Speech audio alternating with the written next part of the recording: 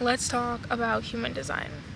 Human design, to me, is a spiritual system that helps to reveal your personal and energetic makeup. Now, human design is just a tool. It ties in astrology, I Ching, the chakra system, really just to help you understand your energetic makeup, how you should interact with other energy types, and also kind of a guideline to making your own decisions. I found human design to be extremely helpful and grounding for me just because it confirmed a lot of aspects of my being and how I've been moving and using my energy since I knew. Human design details 5 different personality types, or energy types, or aura types. You might hear all of those terms, but those personality types are projectors, manifestors, generators, manifesting generators, and reflectors. I apologize for the wind, but it is such a beautiful day out, and I knew I had to come to this part to film. I talked about really Human Design 101 in another video, so definitely go check this out. But I wanted to get into how to use your human design to control your energy and really to learn more about yourself. I feel like to know oneself is to know one's energy and to know what works for you. As a projector, I am a natural guide and leader to others. And my strategy, which is how I interact with other personality types and how I make decisions, my strategy is to wait for the invitation. So I've noticed that in big areas of my life, whether that is opportunities, work, jobs, making big moves. So I'm currently in California right now. That was a big move, and I use my human design to know whether I should pursue this opportunity or not. But I've noticed that, in those big areas or big decisions that I have to make, a lot of the times things naturally attract themselves to me. So when I got this internship to come out to California, it was through an invitation. I was recruited by LinkedIn, and I'm extremely grateful for that. And that's when I knew, okay, this is an opportunity that I should seriously consider because it has naturally attracted itself to me. Now, I think that different energy and personality types can apply this to them. However, they might find more success if they follow their own strategy, which again, your strategy is how you interact with other aura types and also how you make decisions. Along with that, your authority is how you know you're accessing your truth to then make those decisions. My authority is solar plexus, which is an emotional authority. So I use my emotions a lot when I'm making decisions. The narrative is that you should always be thinking from your head and, don't let your emotions take over, etc., etc. But for me, I know when I'm most grounded is when I'm in tune with my emotions, when I know that, okay, this environment, this person, this situation is not making me feel good. It's making me feel uncomfortable, and I know that I have to then ride the wave of my own emotions and sit through them to understand if and when I should make a particular decision. And to get a little bit more into human design, my profile is a hermit opportunist, or 2-4 lines. So the first line 2, which for me is the hermit, that is how I see myself. And the opportunist, which is line 4, is how others perceive me. So I know that energetically I need to be in my own solitude. I need to really sit and spend time with myself before I can really spend time with other people. And you might find that you're the opposite. You might find that you actually gain energy from being around other people. Like, you thrive under being in social situations, and that's just naturally and energetically how you're made up. And that's okay. Trust yourself, trust your intuition, and to trust your intuition is to know energetically how you move. I need a lot more time alone, and with my 2-4 profile, I really prioritize my periods of solitude. And I found those to be the most grounding moments for me, so that I can go into those more social opportunities, those more social spaces, and be that opportunist. Projectors also absorb a lot of the energy around them. So me personally, I don't feel energized when I'm around people all the time.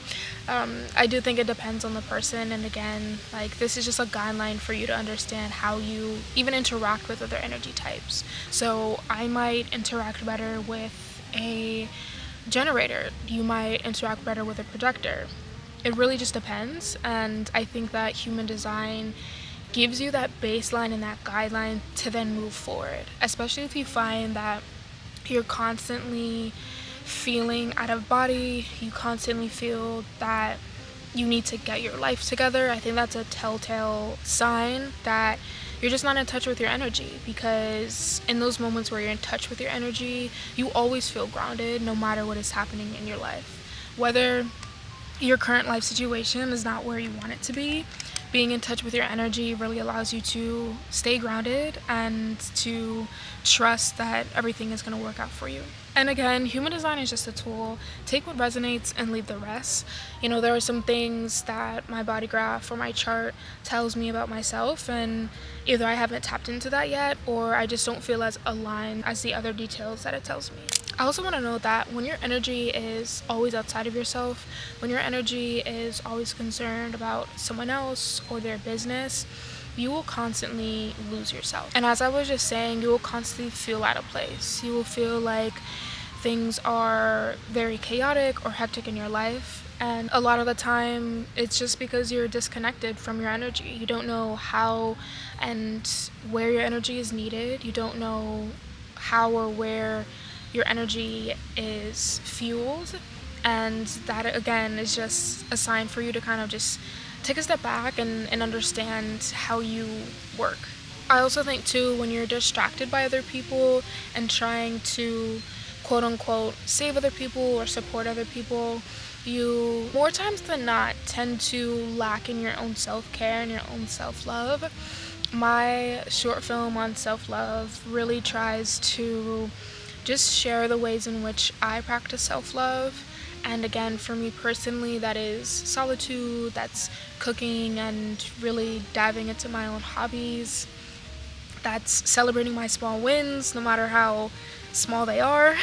When your energy is toward other people, when you're focused on entertaining energetically someone or something else, it can be hard to realize, and sometimes too late to realize, I have depleted my own energy, I've depleted my own natural thought process, my own intuition. I don't know how to trust that anymore. When you get into new spaces, when you get clear on your goals, when you get clear on who it is, the person that you want to become, I want you to remind yourself of what feels right for you. So in those moments where you're clear on your goals, you're clear on who you want to become, you're clear on the spaces that you want to be a part of and you want to be in, take note of how it feels, because that can also be a grounding point for you to understand later on. I don't feel like I did when I was fully aligned. In what areas and aspects am I lacking? What areas and aspects are taking me further away from that foundational feeling of true alignment to myself? I think that is critical to being in touch with your energy. I think it's critical to know when you do feel aligned and be able to compare different situations in different environments to that original starting point. And I also do think that that point can constantly be changing, but for a starting point, I think it's important. And I do want to note that there are so many different tools to help you get in touch with your energy. The biggest one is to lean on your hobbies. Like, lean on what you like to do that is outside of your phone, that is outside of the media, that is also outside of other people. A hobby can be as simple as going on walks, going to the park and just sitting and talking, or having a voice memo going on your phone. Hobbies can be so simple. I think, again, too, everything that we see on the media and what we consume, we think hobbies need to be this extravagant, super talented aspect of ourselves, and that's completely wrong. I feel like this is just like a stream of consciousness. I have a few notes, but I'm just honestly talking and sharing my thought process. I'm in a very grounding and comfortable environment for me. I love being in nature. I love being at a park, and I was originally at my Airbnb trying to film this, and I was just super uncomfortable. The video was not going anywhere. I would start it off saying, let's talk about human design, and then it would just flop. So I feel so comfortable, I feel so grounded, I feel so happy in this moment, and also extremely grateful. I do want to take a moment to practice some gratitude for this moment, for the environment that I am. I do want to show y'all this park because it's so beautiful. And hopefully that didn't mess up the video too much, but yeah, I'm really grateful. I'm really grateful for this moment. I'm grateful to be sharing my thoughts with you guys. But where was I? Yes, I was talking about some tools that I use. So in terms of my hobbies or tools that I use to get back in touch with my energy or to stay in touch with my energy, writing. I mean, I've talked about it before in some other videos, but I really do think that writing is honestly a gateway. It's a gateway into your mind, but then also into different worlds. So let me get into that a little bit. I feel as though when you journal, you're able to almost physically see your mind. As in, you can almost physically touch your thoughts. And it's kind of fourth, fifth dimensional. But when I journal, it's like I can pull everything from my mind, put it on a paper, and leave it there. And when I say leave it there, I mean as I can choose the thoughts that I give energy to. And my sister had told me that even another way to think about it is to change the energy you give to your thoughts, because a lot of the times thoughts that come up, we don't necessarily want to be thinking them. Something can come up and we're like, I did not want to think about that right now. So instead, changing the energy you give that thought, it's more of like, okay, that thought came up, I'm gonna leave it where it's at, and I'm not going to give a certain type or amount of energy then to that thought. And in the same way, a lot of people can, not a lot of people, but in the same way, your mind is so powerful that you can immediately change that thought to something more positive. So I really think it can go both ways, either changing the energy that you give your thoughts or changing the thoughts that you give energy to. And this goes into making space for change in your life. To really change certain areas of your life or to see shifts in your mindset, you have to tap into your divine, powerful energy and make it happen. And I'm not trying to be an inspirational speaker.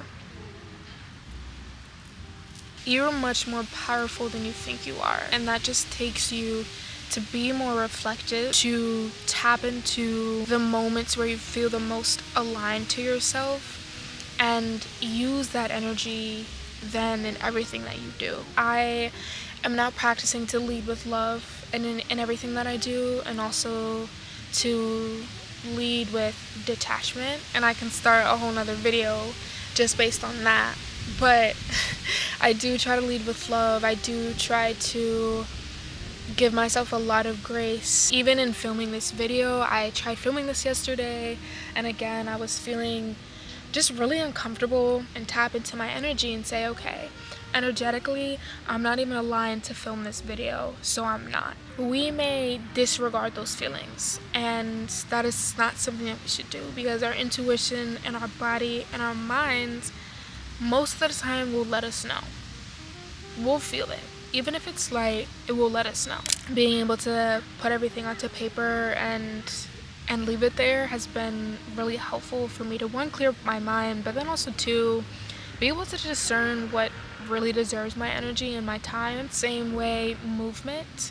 And this is very scientific. It's scientifically proven that movement really helps you to clear your mind, but then also get energized. And that get energized is important too, because whether you're doing a hatha yoga, whether you're meditating, whether you're writing as meditation, those are all ways in which that might energize you, and running energizes me in a certain type of way.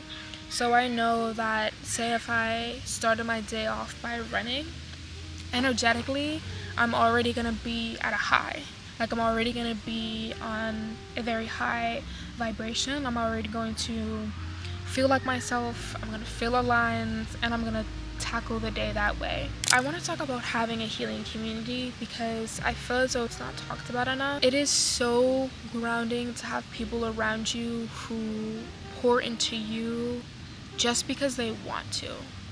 And there's a bug on my lens. I don't want to kill it, but it's definitely there. But yes, I think having a healing community is so critical to being grounded and aligned with yourself, because to know oneself is to also know how you interact with life and how you interact with other people. Now, this ties into human design, and it really reveals how you interact with other energy types. Human design one-on-one video, because I talk about having open or undefined centers. Having certain open centers, you are susceptible to the influence of other people and their energy. So understanding your centers, as in your chakra centers, understanding whether they are open or defined, can be really important for you when you're around certain people or when you're just building your own community. Because a healing community, one should know how you work energetically. They should be able to pick up on the signs or the periods or the moments where you need your solitude, where you need to be around other people, where you need to just be head down and work. They should be able to energetically know that. But a healing community also helps you to do all of those things. I also wanted to note that you don't need to know exactly and fully who you are to deserve a healing community around you. I, granted, have a very good sense of who I am, but we are constantly growing and changing as beings. And that's what's beautiful about then having people around you who can accept you in all the phases of your growth and accept you in every single version of yourself. I find that I feel so aligned when I'm around friends and family in very intimate settings. Inside, playing board games or card games with an intimate group of people around me who I care and love for, but who also care and love for me. That is no better feeling, in my opinion. I think, too, a healing community affirms positive self-beliefs that you should have about yourself. And this is a practice that you can start anytime. You can start it now after this video. But create a list of first core negative beliefs that you hold about yourself. This can be very reflective. It can be really difficult. It requires a huge level of just accountability and rawness with yourself. You don't need to share this with anyone. You don't need to share this in the comments, nothing. But first, creating a list of your core negative beliefs about yourself, and then turn every single one of those core negatives into a positive affirmation. These are your affirmations. These are the affirmations that you need to hear. I am grounded and aligned in moments that used to make me feel socially anxious. Like, that's a positive affirmation. If you're working on, say, your social anxiety in certain environments, affirm to yourself that I can control my anxiety better now. That's a positive affirmation that then you can carry and bring to your healing community, and they can repeat that to you. I'm going to touch on this in another video about affirming positive self-beliefs about yourself, but I did want to just preview it, that being able to have a list of your core negatives, turn all those core negatives into core positives and positive affirmations to remind yourself of how strong and powerful you are within your own energy. And as I kind of mentioned in this video too, but being very mindful is another way to tap into your energy. Disconnecting and detaching from outside influences helps you to tap into your inside influences, what you internally think, your own opinion and thoughts on different things and different topics. I think is so important. Being able to really think through and have some awareness and intuition on whether you agree or disagree with something, whether something shows up as light or dark in your world is very important. So practicing that mindfulness, practicing those ways that you can trust yourself and trust your own opinion without being influenced or impacted by other people is amazing. So that was a little bit of a talk, a little bit of a dialogue. I had a few notes on my phone, but I just wanted to talk. I just wanted to be a bit more raw in this video, not have something scripted or planned out. I hope you all enjoyed it, and I will see you all in my next video. Bye.